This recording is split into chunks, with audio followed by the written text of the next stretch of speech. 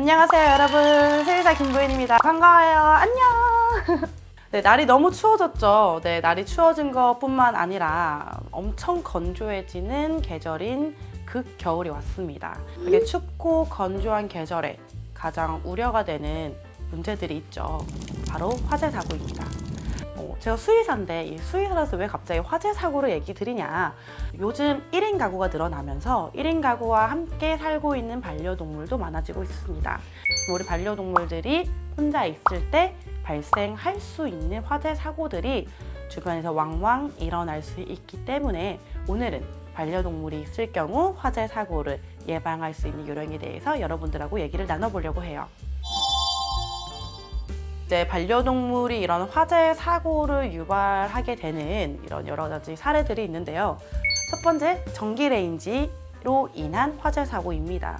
특히 고양이들이, 강아지들보다 이 고양이들이 높은 데를 워낙 점프를 잘하다 보니까 이런 고양이들의 발바닥이 그 버튼을 눌리고 꾹 누르고 있으면 최대로 올라가면서 전기 레인지로 뜨겁게 데펴지게 됩니다.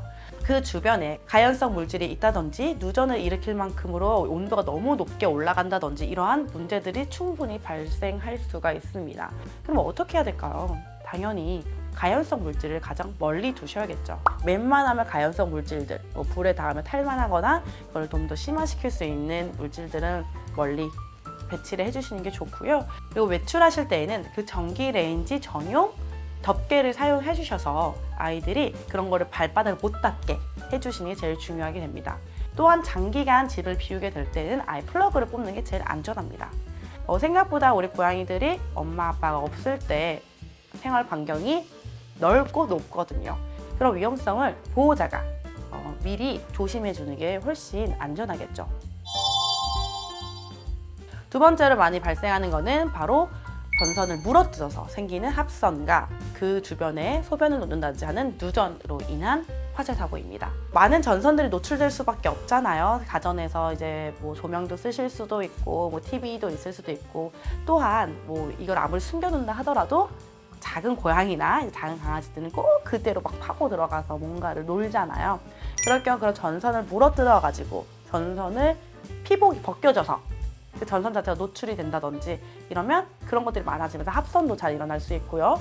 그런 일부분의 피복이 벗겨진 부분에 아이들이 소변 실수를 한다든지 또는 뭔가를 넘어뜨려서 물병을 넘어뜨린다든지 뭔가를 쏟아가지고 누전을 일으킨다든지의 문제들이 정말 많이 발생을 하고 있습니다.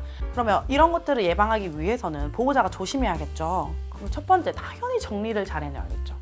되게 선이 이렇게 길게 늘어뜨려 놓으면 장난감 같아 보여요. 특히 고양이들은 뭐 뱀 같은 거, 끈 같은 거 많이 갖고 놀잖아요. 그런 거로 착각할 수도 있고요. 그래서 전선 같은 거는 웬만하면 다 숨겨주시는 게 좋습니다. 깔끔한 정리, 이게 가장 최우선이고요. 두 번째는 일단 플러그 빼놓기. 사람이 없을 때 문제가 생기는 게 제일 큰 거잖아요. 그럴 때를 대비하기 위해서 플러그를 뽑아놓는 게 제일 중요합니다. 그리고 마지막으로 당연히 식수라든지 뭐 어항, 꽃병, 화병, 그리고 아이들이 먹는 그런 물그릇 이런 거를 웬만하면 전선 옆에 안 두는 게 제일 중요하겠죠.